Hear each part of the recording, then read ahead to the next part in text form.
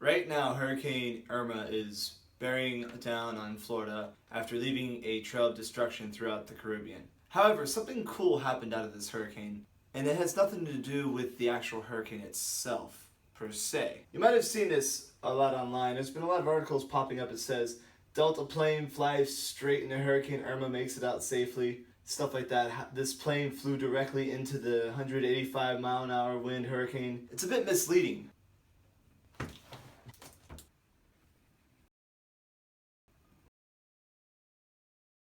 I'm going to tell you guys how a Delta plane landed and took off in Hurricane Irma. I'll leave a link down below in the description to a couple articles that you guys should follow along with, especially the Twitter account of Jason Rabinovitz. He's a aviation geek like myself, and I'm also a bit of a weather nerd myself. I know a little bit about how storms work. It's very important to notice some key things about how this transpired. The one thing to keep in mind is this plane did not fly directly into the hurricane. So here's the hurricane itself. These are the outer rain bands, right? And then here's the eye, swirling around, all that stuff. Here's the plane, right?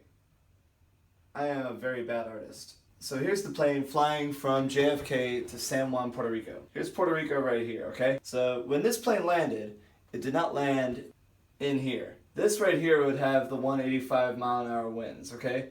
It did not land over here. It landed right here at San Juan, Puerto Rico, right? You can see from this screenshot from the Flight Radar 24 Twitter account that it's landing in a rain band. And that's key because those outer rain bands, while they do contain strong thunderstorms and some heavy rain and some wind, those, you can land a plane in those. It's just like your average thunderstorm. Even though it's moving rather quickly, it can spawn tornadoes. According to this weather report, the winds were just 13 miles an hour, gusting to 23 miles an hour. So at this location here, the winds were 13 miles an hour, and the center was 185 mile an hour winds. So that's a key difference right there. The hurricane was still a bit of a ways away, so it's probably a lot closer to Puerto Rico than I actually drew it, in more of an accurate scale. It's right about here, right? And then the center, of course, is moving that way.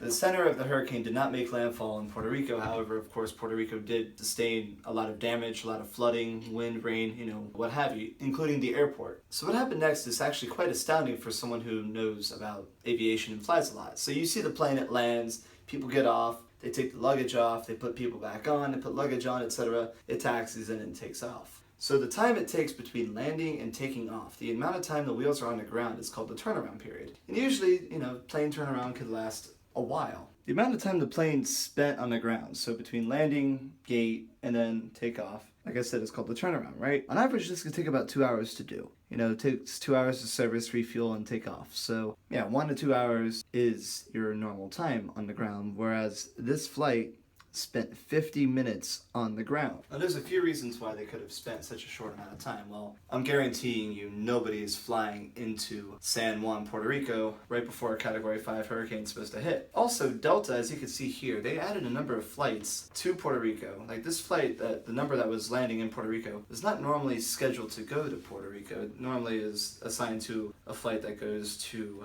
San Diego from JFK. After the plane spent record time on the ground, how did it take off? Well, what it did was, as the hurricane was approaching, it had to take off quite quickly, right? The winds were starting to pick up. It still had plenty of leeway for the plane's structural integrity to be able to take off. And what they did was, as you can see by this, they took off into a rain band and basically flew around the storm. That is incredible. The reason why this is even more incredible is because there was a number of flights that were supposed to go to San Juan to pick up people to evacuate out of Puerto Rico, and those flights turned back because of the weather. Delta had some top-notch people in there predicting where and when that hurricane was going to hit. So it took off into the rain, flew around the rain band, and then flew north and safely landed in JFK. That is incredible. So no, the plane did not fly in 185 mile an hour winds. They wouldn't do that, especially surface winds that are incredibly strong like that. The impressive part about the story is just how they were able to get in, deplane, replane, take off as the hurricane is inching towards Puerto Rico. So that's the impressive story that I think people should be focusing on, is that how a plane